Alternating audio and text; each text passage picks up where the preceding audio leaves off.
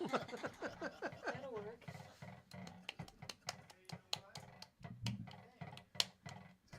We're going to start our show.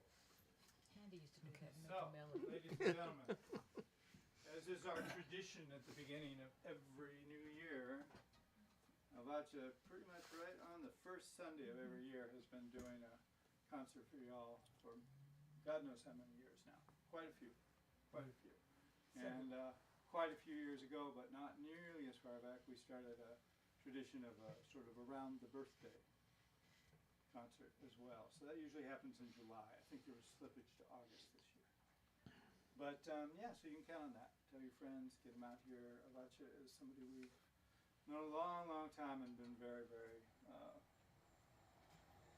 respectful for what she brings to the culture here in San Francisco and globally, as can be heard in the Irish poet circle and everywhere else. So yeah, wonderful musicologist, wonderful musician, wonderful poet and writer in many, many genres. So tonight you get her band Modúpue, winner of the Bay Area Blues and Jazz Record of the Year, Group of the Year at least twice. And there's Edward. Yay, Edward, welcome. Glad you waited. Yeah, we did. Okay. And yeah, Modúpue has been something. There's a Live at Yoshi CD, which was awarded that high honor at a certain point. Can't tell you the year. 2005, 2010. 2005 and 2010. She can be heard at the CJC Rendon Hall. That's ongoing. The Squeeze Box. We're the first Sunday of every month. Yeah. The first Sunday of every month. So she is resident poet with the Electric Squeeze Box Orchestra once a month over there by the Jazz Conservatory. I lied. It's the second Sunday of the month. Yeah. Second Sunday. Yeah. You can check it out. Avotcja.com will tell you a lot. Okay, I'm going to go back there and monitor from that end and get you going. Avotcja. I want to thank you folks here in the room and new folks out there on Zoomlandia. You know, I look forward to this event every year. And, you know, the thing that's so amazing, what Eric does, that he's continued to do it. Folks out there that are listening to us on the Zoomland, please support this place. It's great music, great poetry, and, you know, all of these wonderful books. I mean, these books will take you all around the world. At least they did to me. There's a little nutcase from New York. I had traveled the whole world by the time I was 6 years old, just hanging out in libraries. And so books are special things, and independent bookstores are special places. So please support them, whether it's Bird Beckett or Marcus Books, you know, all of the independent bookstores, please support them. Okay. Modúpue means gratitude or thank you in Yoruba. And I was married way back in the Last Supper to a certain gentleman whose name shall be not spoken this evening. But he's always talk about how grateful I was always talking I was. And when Sandi and I and another one, we founded a group and I started thinking of names, I thought about that because I am very grateful to have worked with some of the greatest musicians, including some of the ones you're going to hear tonight. Sandi Poindexter on violin. Hey. Francis Wong on tenor sax and flute. Heshima Mark Williams on the bass. Yeah. Ken Okulolo on talking drum. My name is Avotcja, and together we make up Avotcja, and Modúpue a part of us, and this is what we sound like. And I hope you like what you hear, and if you don't tell me. But anyway, this is a family affair. We look a little bit different, but my poppy got around, so this is a family group here. So with that, let's start off with Abby Lincoln's wonderful piece, Caged Bird, and it sounds like this.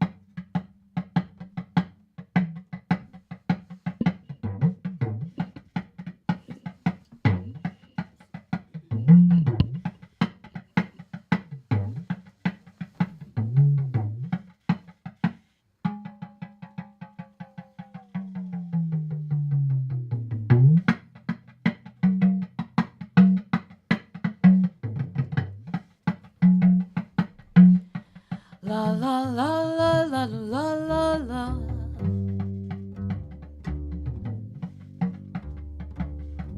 La la la la la la la la la la.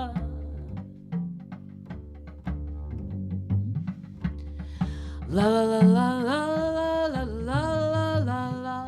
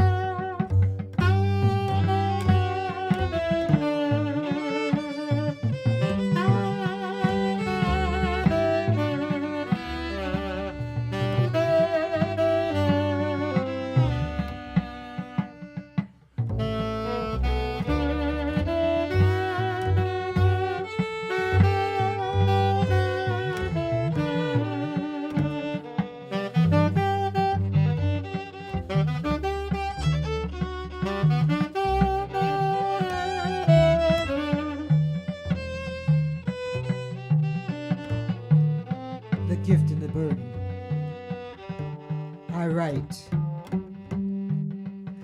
I write because I have to, because I have to write. I write because so many of my ancestors risked their lives and limbs so I'd have the right to. And with every word I write, I reclaim our souls in just a poem or a story. I can wash away the awful shame. I can chase and change his story and take the filth of his chains off my mind. So I write. I write because my life is like a perpetual pressure cooker, like a red hot gigantic cauldron, a bottomless cauldron full of our stories. And they're demanding to be told. You know, the truth is, if I don't write, the ancestors just might get upset, and that's a wrath I can't afford. So I write and I write and I write and I write some more, cause if I don't, ain't no telling what might happen. I just might explode.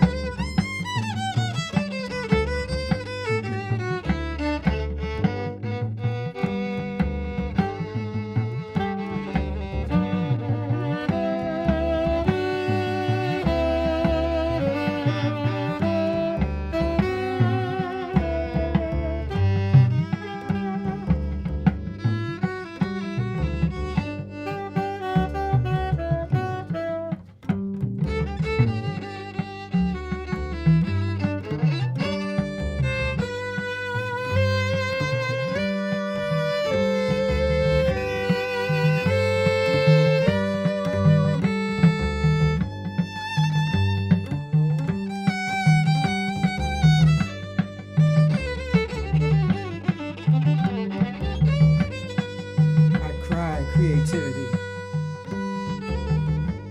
I was asleep. I say, I was asleep.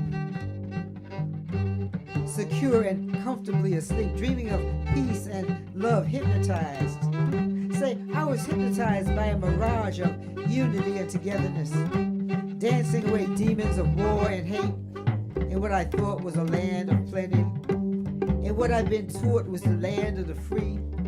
Then I opened my eyes, was slapped in the face by a wide-awake nightmare, a senseless, suicidal madness, a world of selfishness, insatiable gluttony, and rampant homelessness created by short-sighted masses of fantasy, so used to dealing from their deck of unfulfillable promises that they could no longer feel anything real.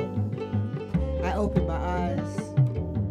I opened my eyes and found myself sadly looking at those who are empty inside, and seemed to think they could fill their emptiness with things and money and more and more and more and more and more things, and all I could do was cry for those blindly drunk on greed as I write, and smile as another poem is born, a poem about all the beauty the greedy can no longer see.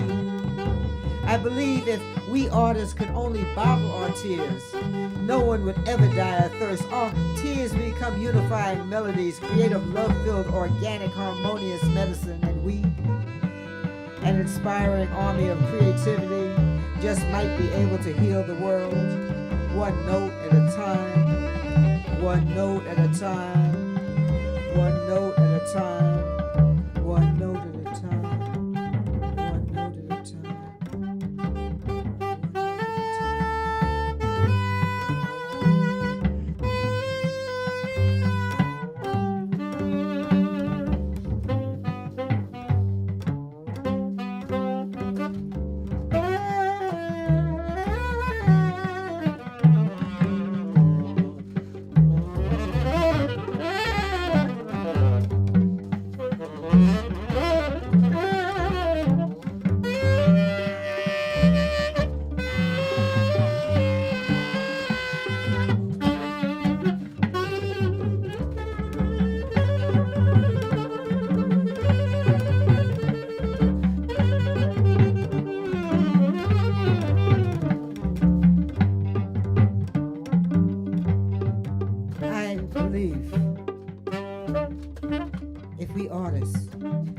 Bottle our tears, no one would ever die of thirst. Our tears would become unifying melodies, creative, love-filled, organic, harmonious medicine, and we, I say we, would become an inspiring army of creativity, and we just might be able to heal the world, one note at a time, one note at a time, one note at a time.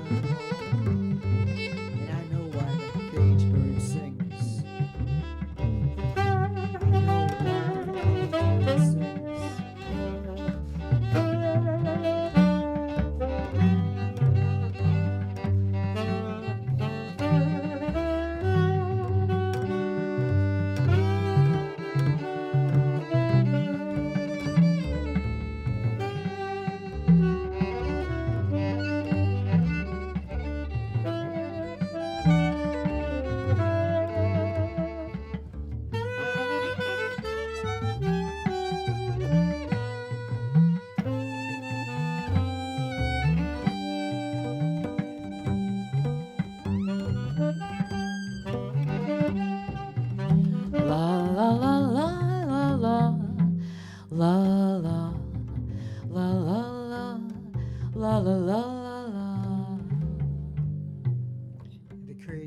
Sings of freedom. Hey, Francis Wong, Sandi Poindexter, Heshima Mark Williams, Ken Okulolo. Wow. Abby Lincoln, you know, folks don't really, she was an actress, she was a poet, she was a singer, she was pretty amazing, and I love that tune. So this one, in fact, the book, Maya Angelou's book, she was the one that gave the book the title.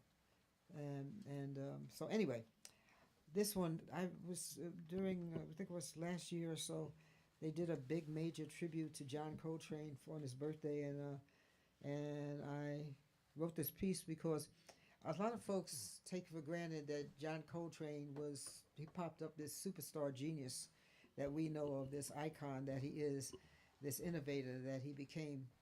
But after reading some of his own writings, he said he was pretty awful in the beginning. But what he was a fanatic, a real fanatic. And so this poem is basically about, because he's become a guru, but some of the gurus that inspired him to become who he became. And if you don't recognize some of these names, you need to check them out, because I can see where they could inspire anybody. So this one is called Transplorations. I first called it, Transploration, blah, blah. But no, it's Transplorations. And I start off with a statement by him. And we're going to use one of his pieces, part of Love Supreme. He said, "My music is a spiritual expression of what I am. My faith, my being. I want to uplift and inspire." John Coltrane.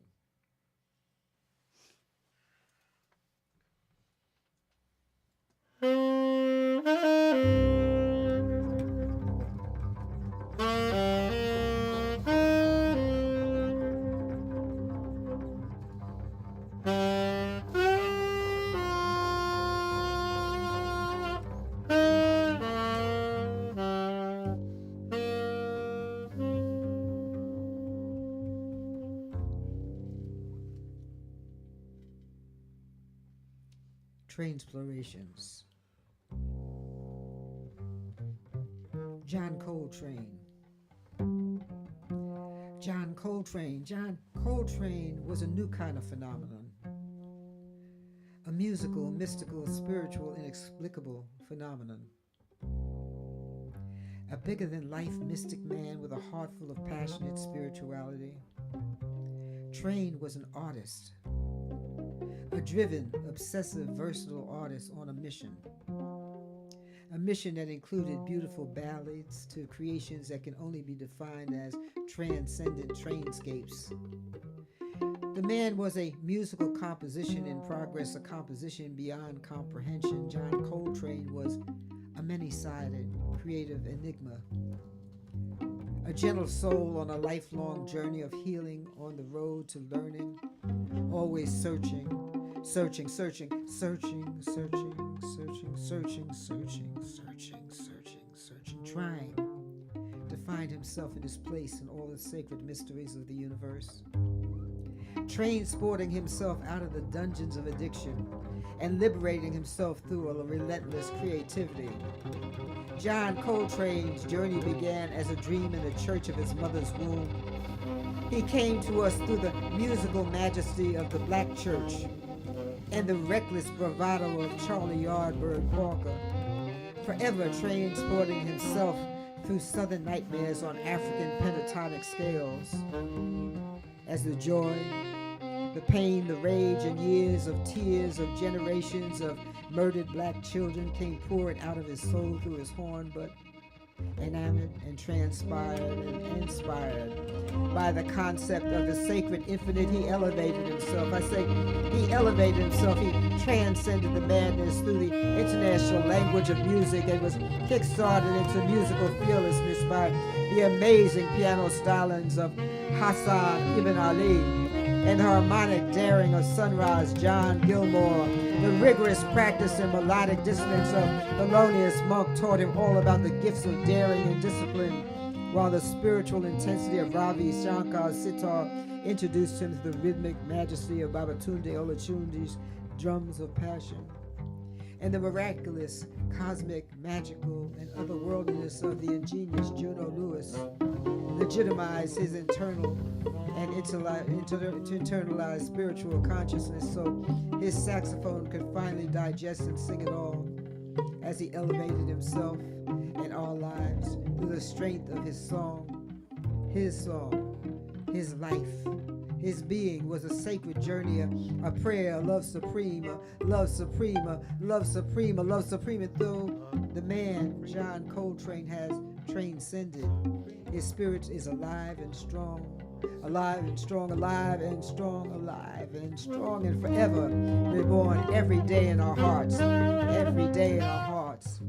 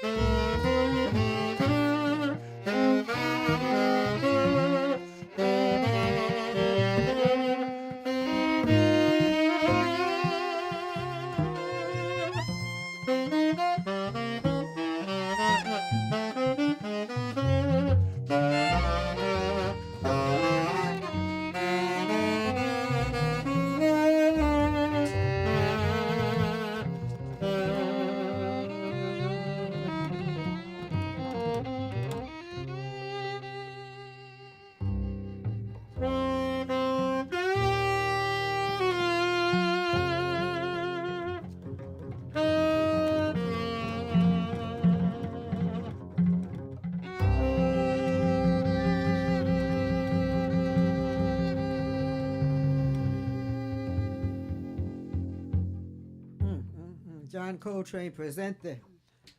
Yes, indeed. Francis Wong, Sandi Poindexter, Baba Ken Okulolo, Heshima Mark Williams. Wow. You know, this lady sitting back here, she's sort of quiet about all the stuff she does. She's not only a great musician and a composer and all that kind of stuff and a singer. I mean, some of you may remember way, way, way back to John Handy in Class. You know who Class was. You know. She's an amazing composer and arranger. And this particular tune, Leonas, I always claim it for myself because I'm a blues fanatic. If folks know me, know I love Gut Bucket Blues. And I'm also Leo the Lion, triple Leo. So whether she meant it for me or not, I claim it. It's mine. This tune is called Leonas, which means the Blue Lion. It's a masterpiece. Sandi Poindexter, what you got? Thank you. Yeah.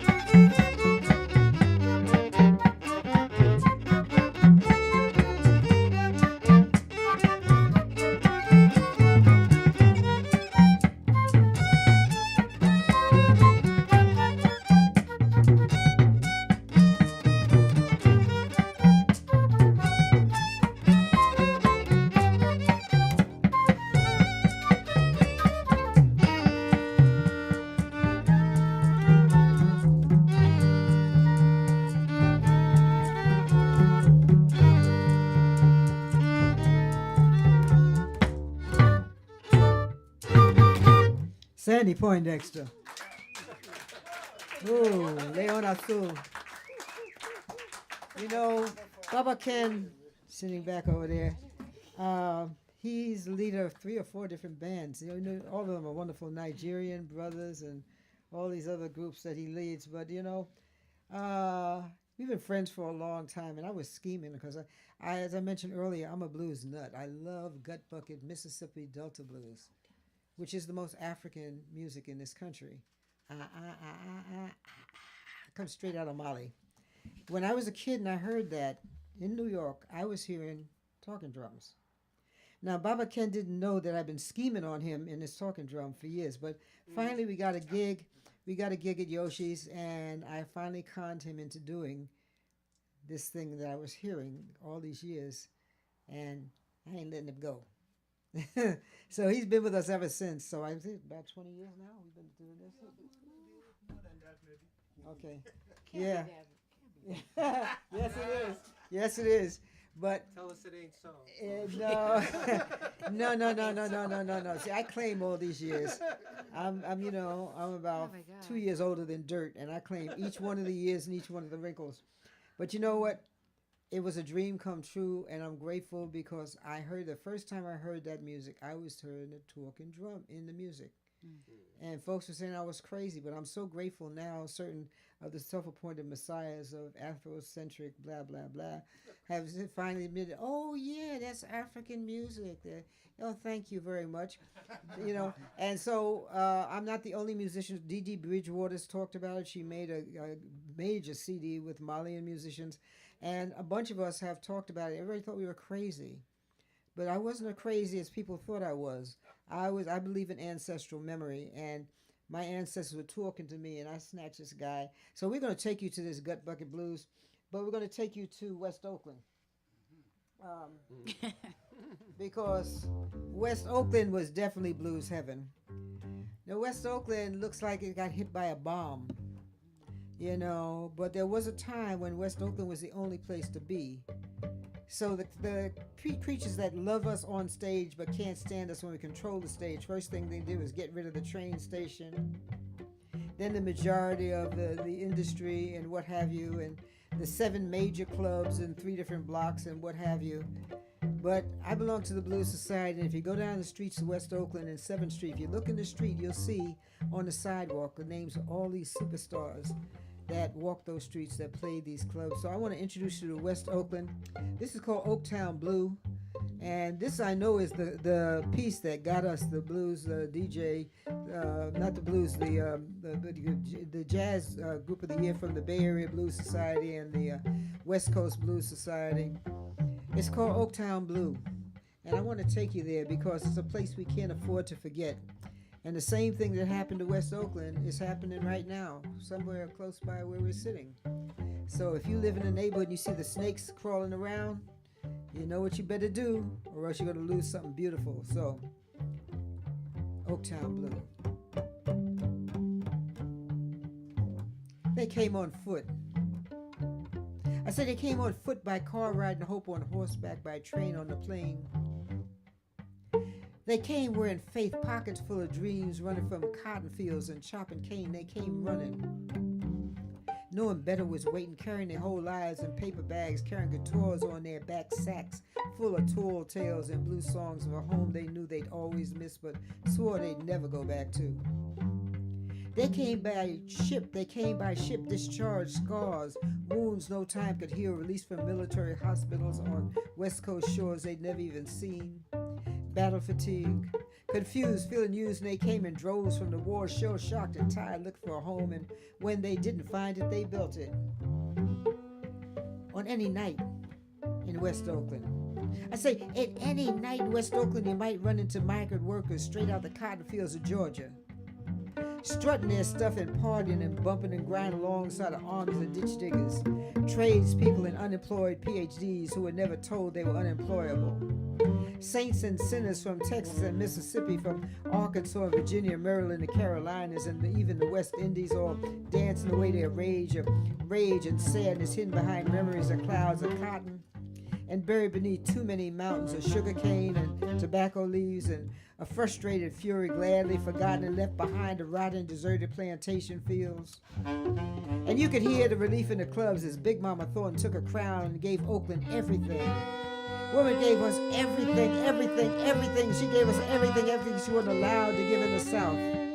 John Lee Hooker brought the boogie out the Delta, and Bob Geddins, Ivory Joe Hunter, and Charles Brown gave us smooth. You go right down the street and get yourself some of Beverly Stovall, Sonny Rhodes, Jimmy McCracklin, J.J. Malone, or sophisticated sweetness of Jimmy Witherspoon, or the raw passion in L. Sigurd Rockin' Robinson's blues violin, or get your insides ripped out and put back together again as Etta James and Sugar Pie DeSanto tore the roof off the house. I say the blues didn't just slip into the Bay Area. It was like a cloud burst. The blues came in waves, powerful waves, waves as subtle as the tidal waves and as painless as a pregnant woman in hard labor. The blues came in oversized, raggedy overalls, sometimes sporting evening gowns and three-piece suits, and came furious, luxurious, jubilant, overworked, and underpaid, running from the Klan, holding on to everything they had, while others just looking for something to hold on to. The blues came west looking for freedom land.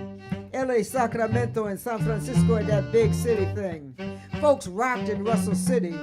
Vallejo had its scene. Richmond had a kind of smooth, Chi-Town sounding thing. But if you wanted a gut-wrenching, soul-taking, down-home blues, you know, the kind of church and your mama both warned you about, the kind of blues that made your hair stand on end and snatch you out of chairs and made you shout, jump, act a fool, and dance, that good old makes you want to holler kind of blues, you have to come to Oakland.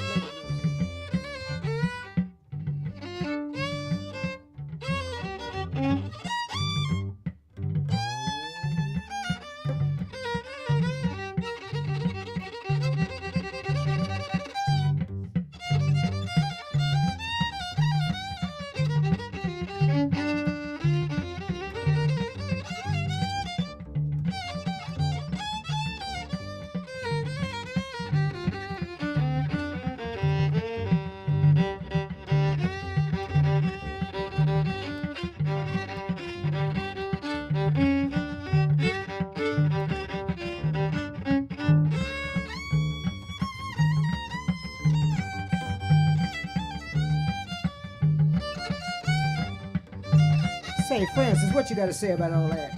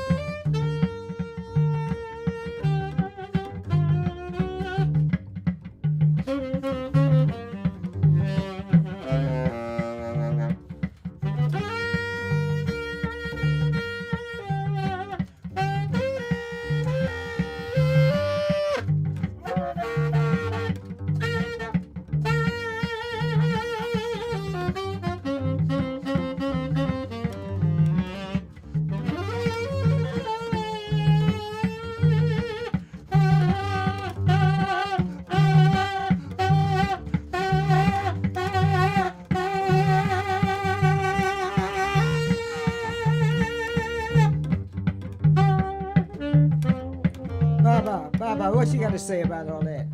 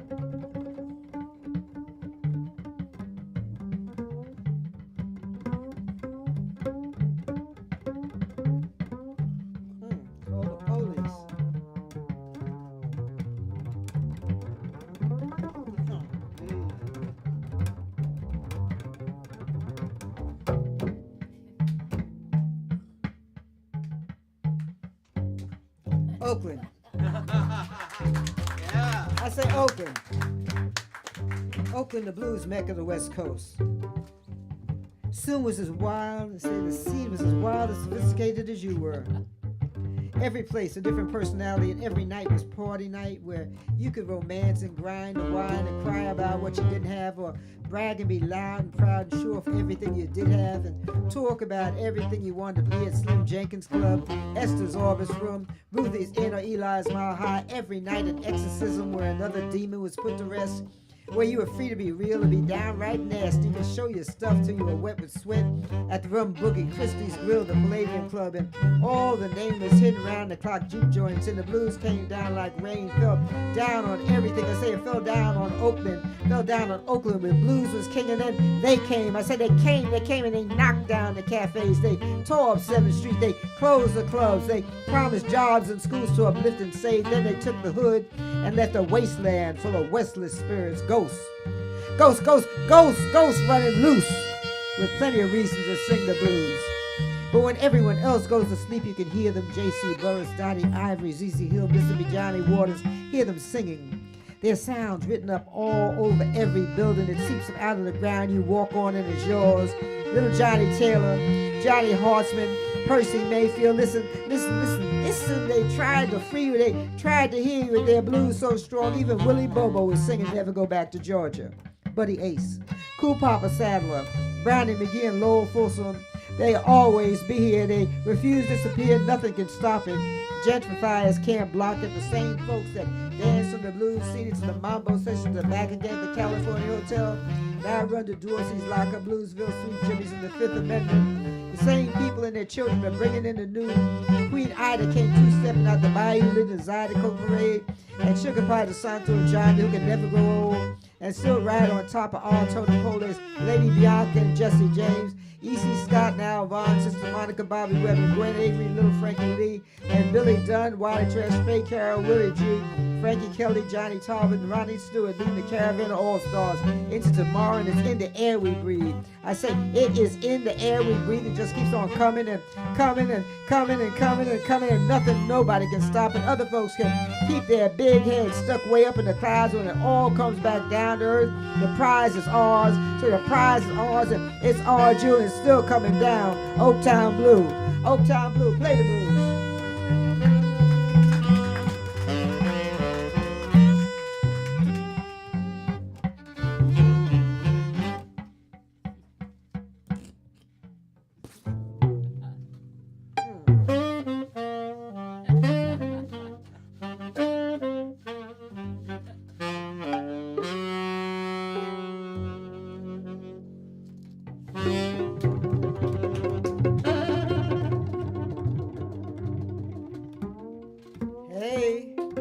Wow, how you folks doing?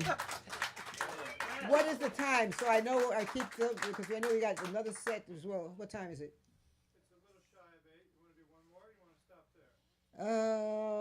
Why don't we stop there and come back and do another whole set?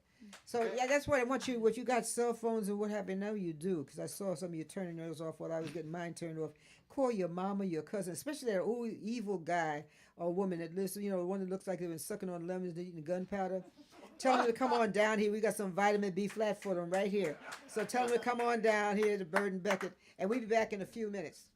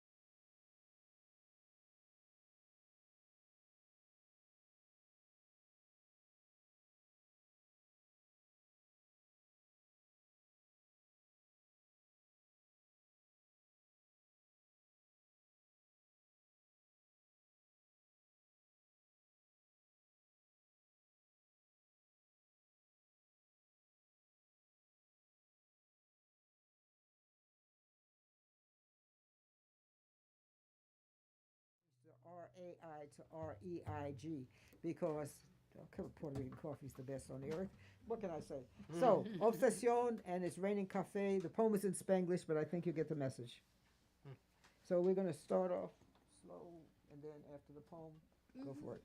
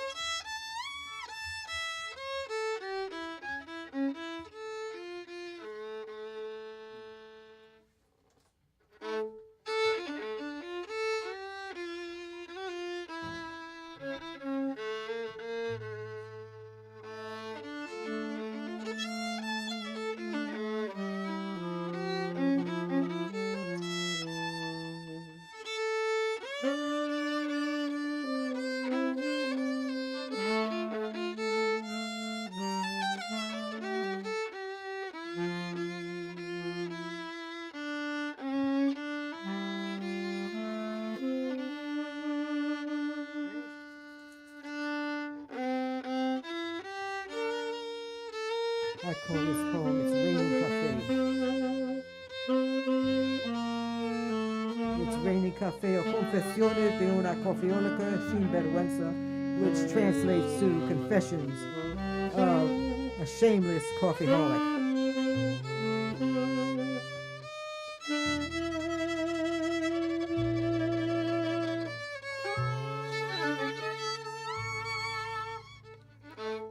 Way up in the mountains.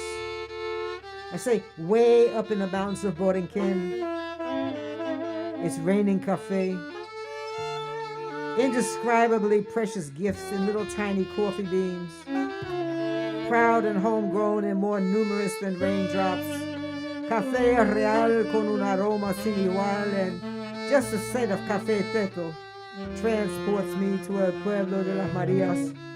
This coffee is sacred, precious, delicious.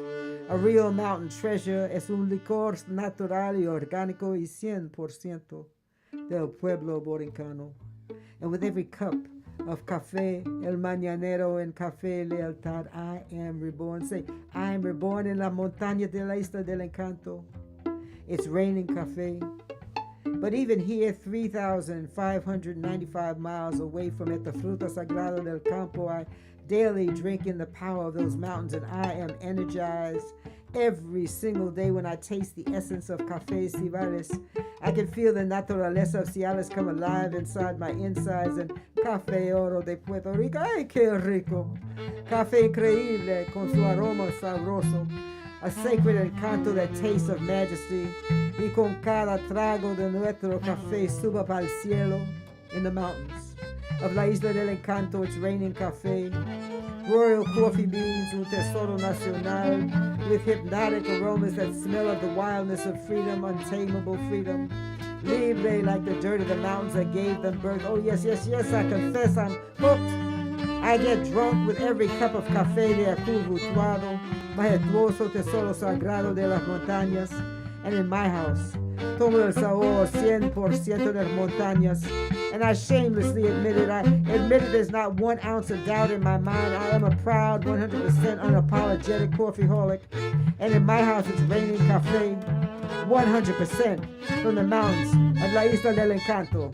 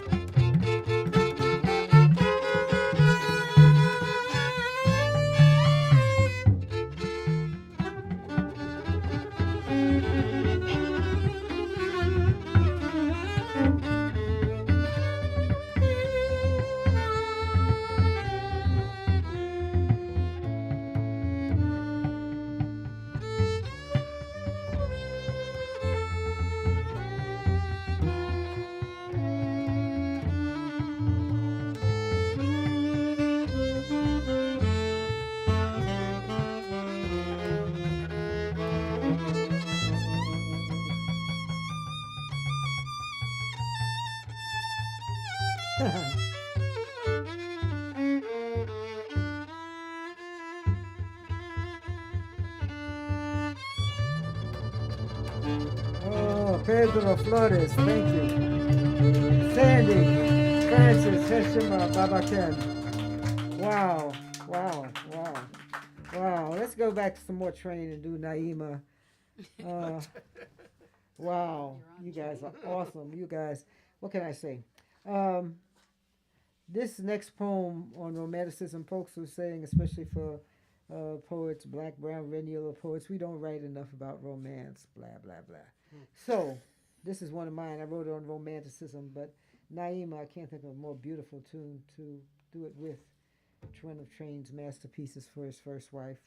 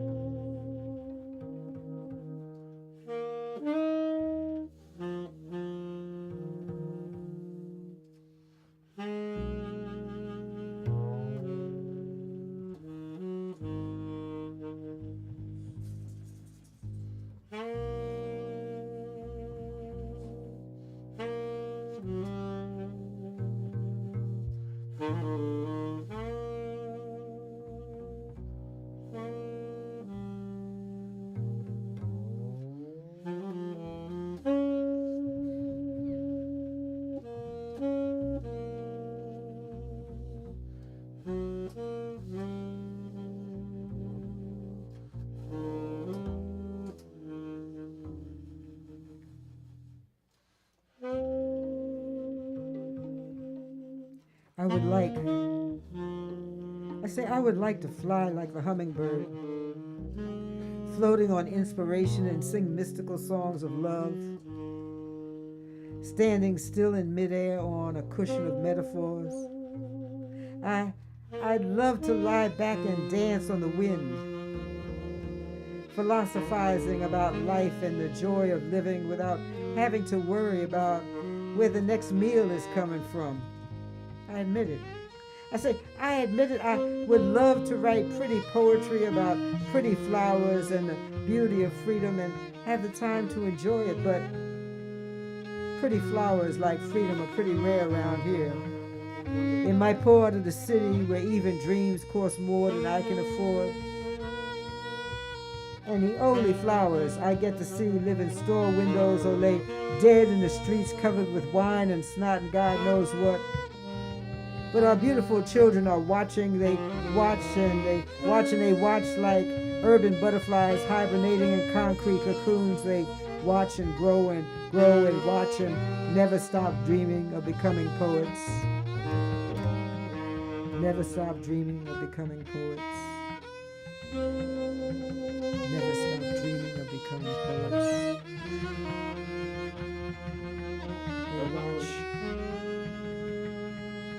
They watch and grow and watch and never stop dreaming of becoming poets.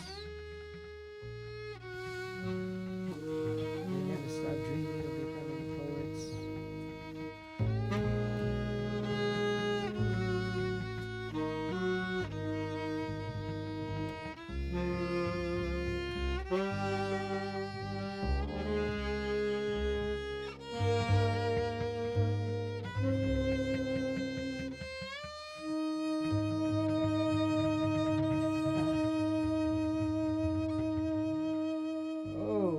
Indeed, I love that piece. Yes, you guys, what can I say? Make my heart sing. You know, this place is special for lots of reasons, and I know that we're only a few of us here, but hopefully folks out there in the Zoom Landia are still with us. You know, there's something special that happens here, and this is a poem. It's in my book that I wrote about a gig that we had here, and like a lot of gigs, you know, you come to a gig and you think you're going to do one thing and then magic happens. So this is called Ecstasy in Glen Park. I want to thank Eric for being who he is and for keeping this thing going here, because there's no place quite like this, you know. And I just, you know, what can I say? I'm very grateful that he's kept this thing going, and I'm grateful that we have managed to work this place the first part of every year. I also am very grateful this book that you see, my book over there. My publisher is here, this handsome gentleman is next to this beautiful woman over here. Bill, you know, people I won't even mention some of the publishers that I had gone to, and everybody had tried to cut me into pieces. They either wanted all Spanish, or English, or black, or all whatever, you know, and he took it all. They either wanted all poetry or all short stories, and I didn't have to cut myself into shreds. My friend Reggie was going to publish this book, the first one, and then he passed away, and QR and several other of my heroes were with Bill's company, Torrey and Horn Press, and Bill took it all. And so this is going to be, there's a new one coming out. This will be the third time with him, and I'm sticking with him because he's honest, and he lets me be me. I don't have to turn myself into somebody else, just like Eric lets us be us. So support those folks who support us being who we are rather than who they want us to be. And with that, this is called Ecstasy in Glen Park, and it's for Avotcja Modúpue. And that night it was myself, it was Sandi Poindexter, John Jang, Eugene Warren, Ian Dogle, and it's dedicated to Eric Whittington. So we're going to do My Favorite Things. And you know what Coltrane did to My Favorite Things. You talk about taking it somewhere else. Let's take it somewhere else.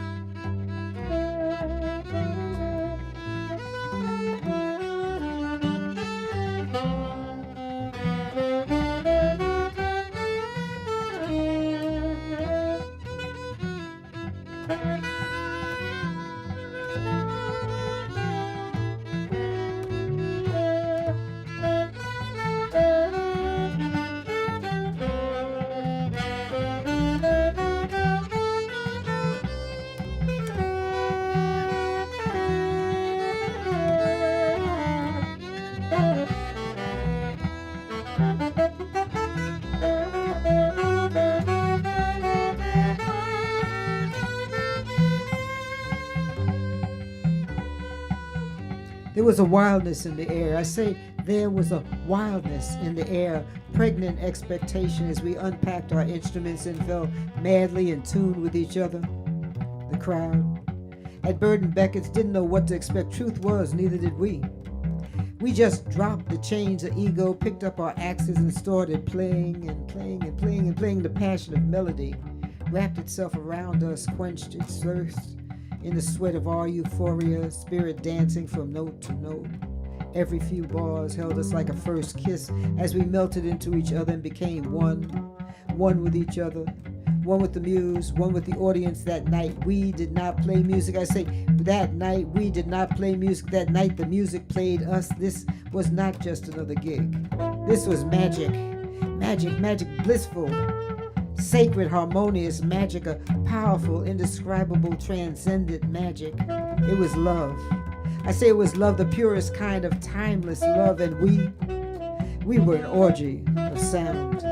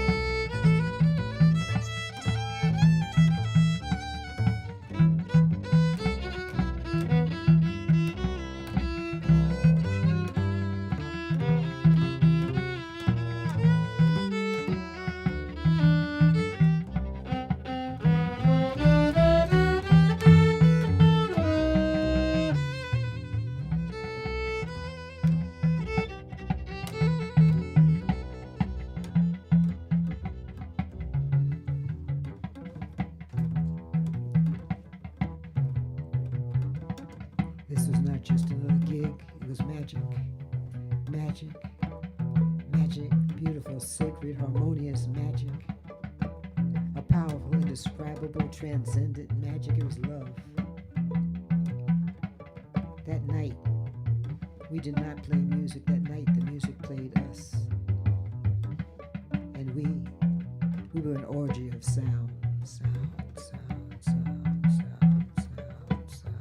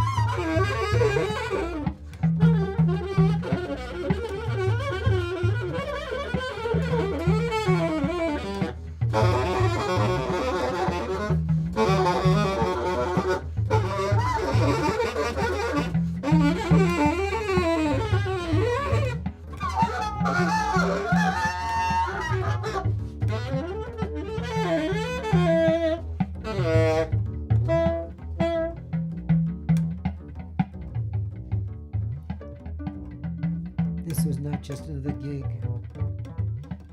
That night we did not play music. That night the music played us. It was magic. Beautiful, sacred, harmonious magic, a powerful, indescribable, transcendent magic. And we were an orgy of sound, sound, sound, sound, sound, sound, sound, sound.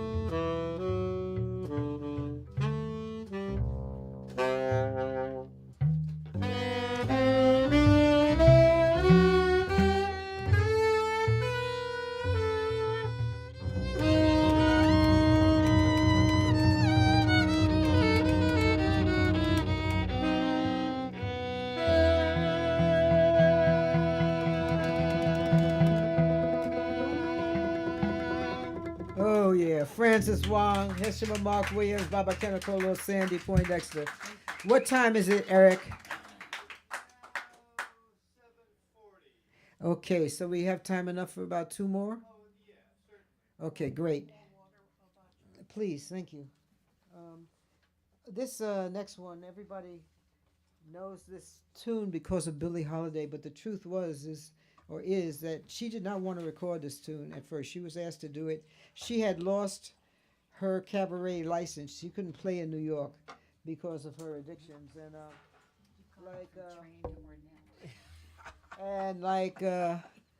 the club owner and decided he was going to make her play this tune.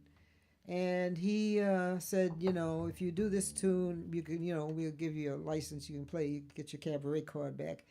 And she did it, and the result of that. At one point, she tried to claim she wrote it. She did not write it. It was written by a Jewish school teacher in the Bronx, New York. And he couldn't even use his own name on it because in those days, you talk about this kind of stuff. And if you were black, you just got lynched. And if you were white, you just disappeared.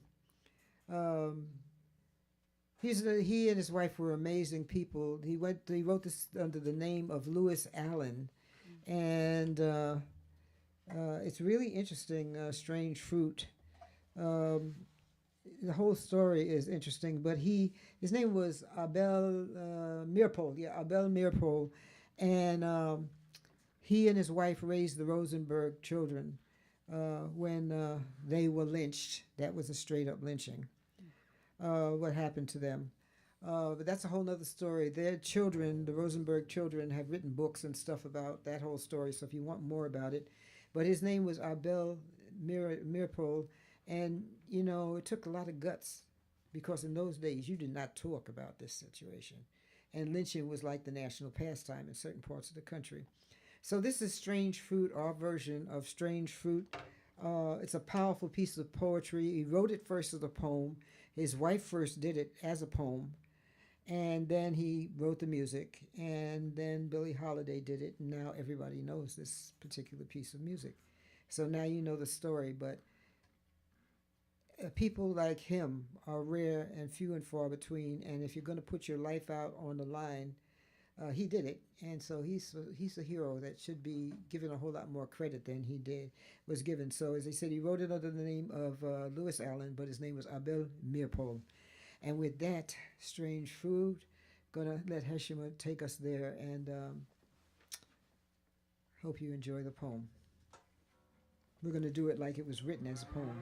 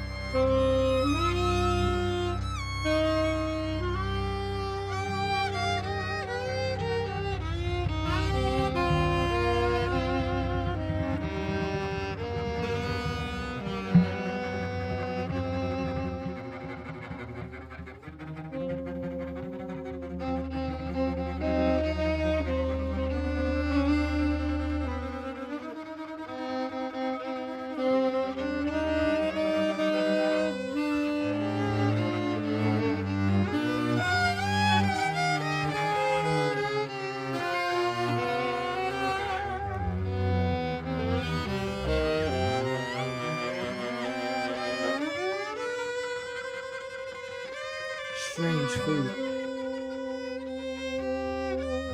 Strange fruit.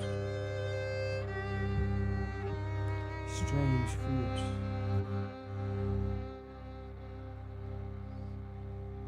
Southern trees. Southern trees bear a strange fruit, strange fruit. Blood on the leaves, blood at the root, black bodies swinging in the southern breeze, strange fruit hanging from the poplar trees. Pastoral scene of the gallant south, the bulging eyes and the twisted mouth, the scent of magnolia sweet and fresh, and the sudden smell of burning flesh. There's a fruit for the crows to pluck, for the rain to gather, for the wind to suck, for the sun to rot, for a tree to drop. Here is a strange and bitter cropper, strange and bitter cropper, strange and bitter cropper, strange and bitter cropper.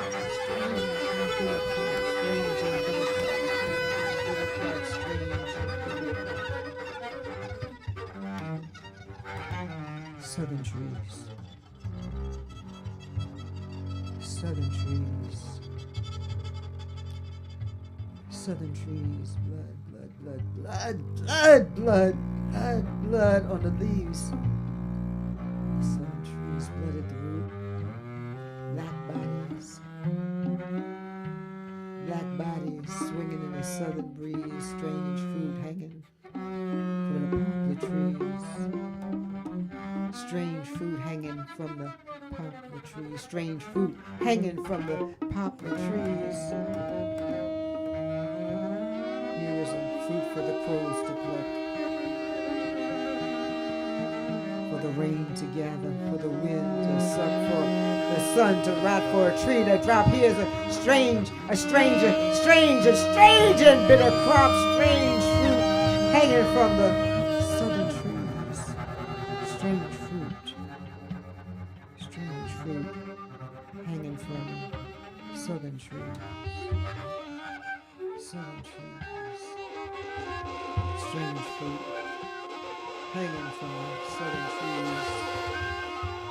Southern trees, blood on the leaves, strange fruit. Blood at the root, strange fruit, black body, strange fruit swinging, strange fruit. Black body swinging in the southern breeze, strange fruit. Hanging from the poplar trees, strange fruit. Strange fruit.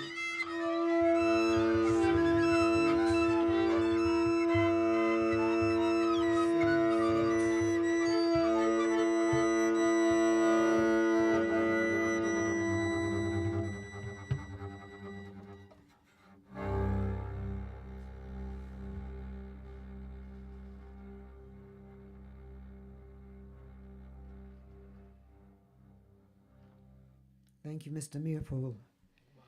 Heshima Mark Williams, Francis Wong, Sandi Poindexter, Baba Ken Okulolo. Scary that folks could even dream of doing things like that, but they used to have fun. I mean, I saw pictures of these people enjoying themselves with these horrible things. But anyway, I think the only way to get past that kind of madness is to be kind to each other and to display a love that's stronger than the madness that these folks have put out there. This one, Misty, what can I say? This Errol Garner was probably one of the most ingenious pianists ever on the planet. He had a memory was unbelievable. He had memorized hundreds of songs, and the Musicians Union would not allow him until he was dead by many, many years, decades, to be part of the union because he couldn't read music, despite the fact that he had memorized hundreds of tunes. And he had, I don't know if you've ever seen pictures of him playing, but he had a technique that was unbelievable. He was like an octopus. Like he was acting like he had 8 different hands, and he was an amazing guy. But whether it was very soft stuff or very, he was just amazing. So if you get a chance, one of his relatives is putting out all of his music. And if you were lucky enough to have heard him, because when they commercialized his music, they usually cut off the beginning. He would do these big, long opening solos before he would get into the tune. And if you get some of the CDs that I think it's his son, or anyway, one of his children putting out all these CDs, get a chance to hear what he was really like, an amazing composer. So Misty is probably one of his most famous tunes, and I wrote a poem called The We of Us, and I think it's a concept that right now is the only thing that's going to take us out of this madness, because we need to hold on to each other like white on rice, and hold on to the beauty in each other and promote that beauty in each other, or else we're not going to make it through this. So Misty by Earl Garner and The We of Us by us.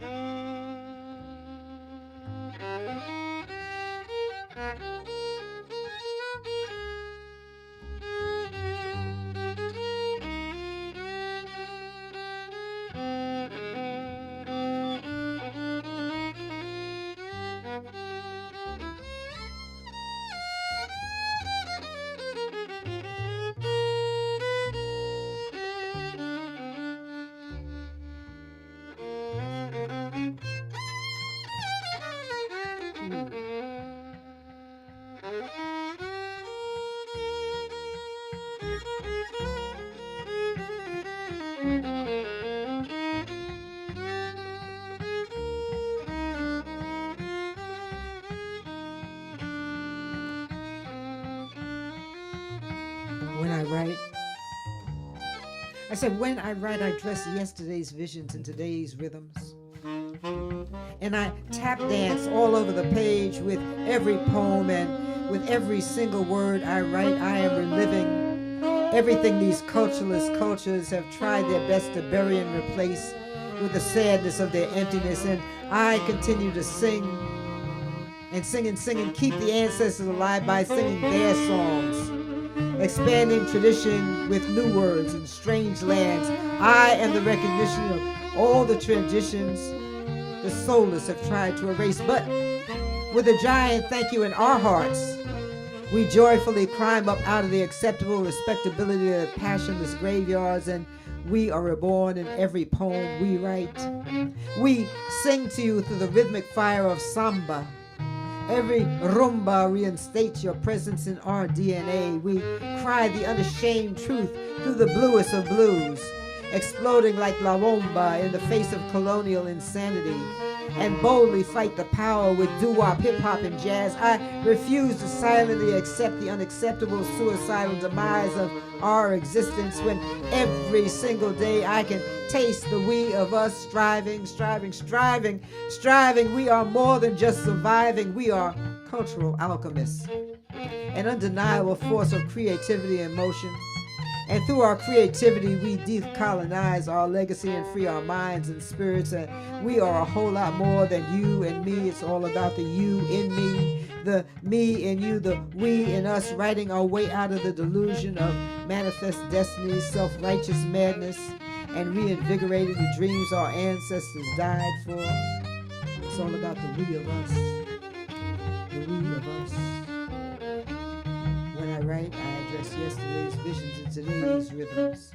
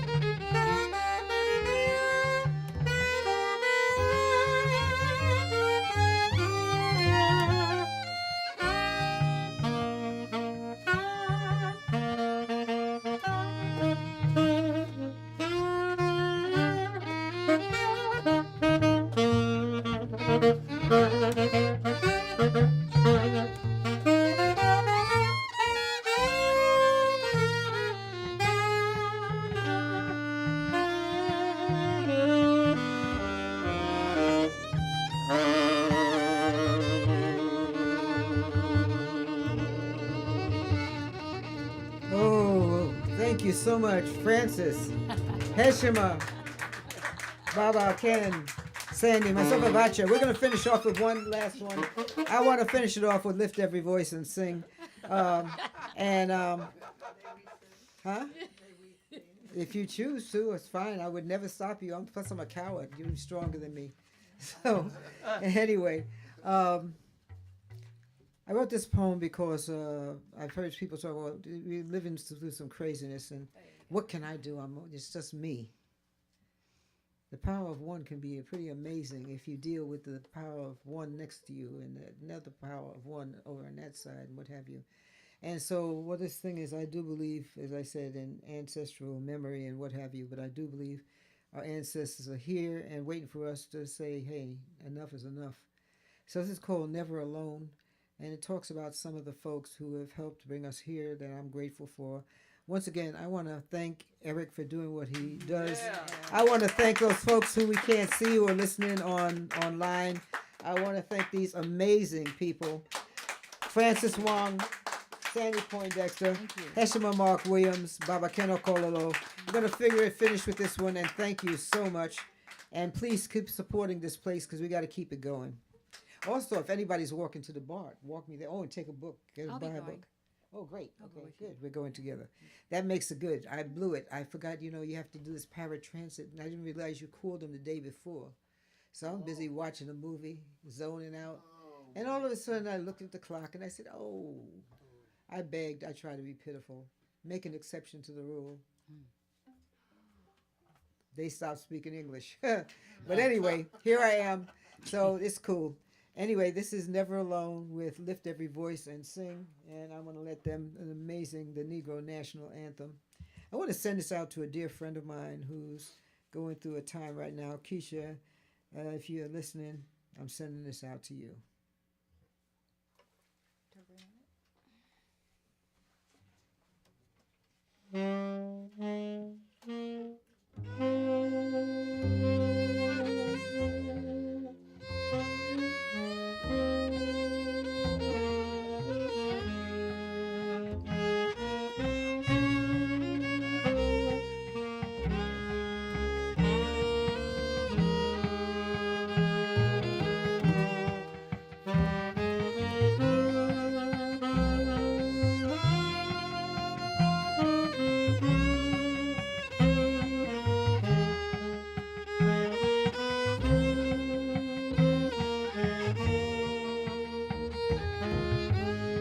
We have never been alone.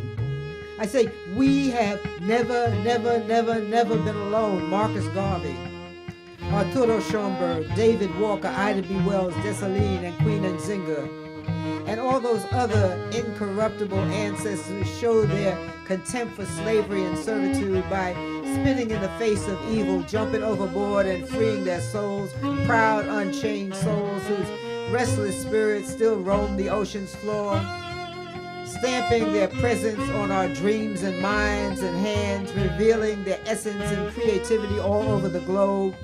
We were never alone. I say, we were never alone. Zumbia Palmares, Kawaya, a.k.a. John Horse, Harriet Tubman, and Argentina's El Negro Falucho, our beautiful, brilliant ancestors manifest themselves in life-saving rhythms, rhythmic vitamins like La Bomba, bold rhythmic magic revitalizing our lives with samba, rumba, lando, and la yuba.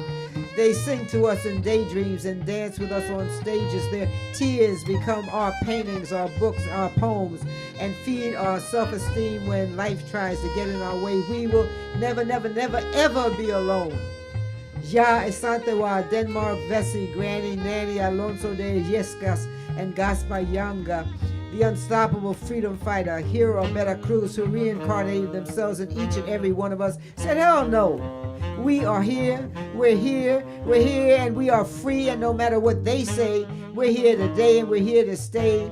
We are the voice of the millions of ancestors whose names we never got a chance to know, ancestors who know that some of us are brave enough to know their truth, ancestors who know that we are brave enough to know their truth, to know we were born to tell their truth, and sworn to repaying their sacrifices every day with our actions, a sacred legacy, written in blood, forever inscribed in our souls, an internal tattoo, an inescapable reminder to never let us forget, to remember the price they paid for us to know that we were never alone, that we were never alone, that we are never alone, and we will never, never, ever be alone. Thank you. Francis Wong. Heshima Mark Williams. Baba Ken Okulolo, Sandi Poindexter. My name is Avotcja. Thank you.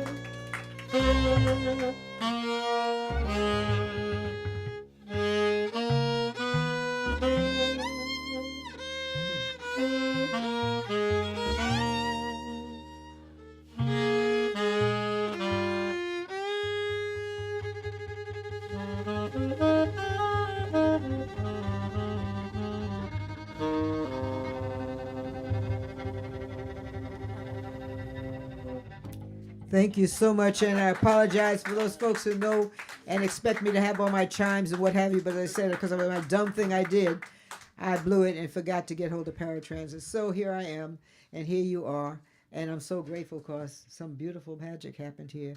Aren't they wonderful? Yeah. Modúpue, they deserve the name. Anyway, thank you.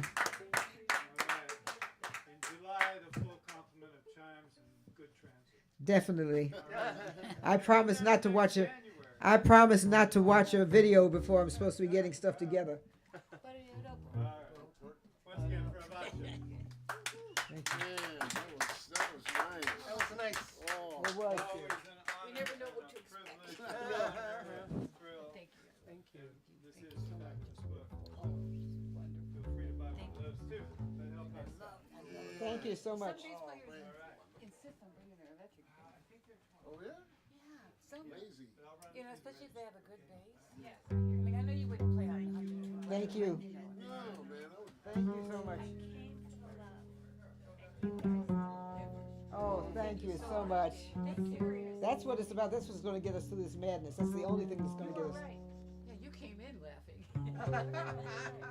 Yeah. I love that though. That's the way to be in Sydney's poetry. I agree. Right, you know. Things are I agree. much worse. Well, you know, in terms of our own country. Yes, of course. Peace is always beautiful. There you go. This is the poet. This is Okay, so let me see. Anyway, God bless you. You too, it is. friend. This is living, honey. Oh, definitely. Do me a favor.